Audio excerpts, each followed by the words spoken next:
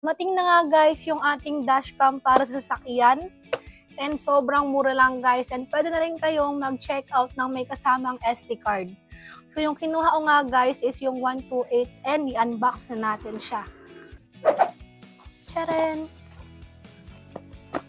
Ayan.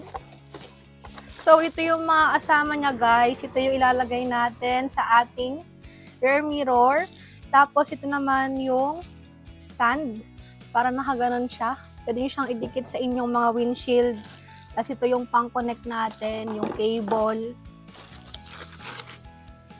And syempre, may kasama na rin tong back camera, guys.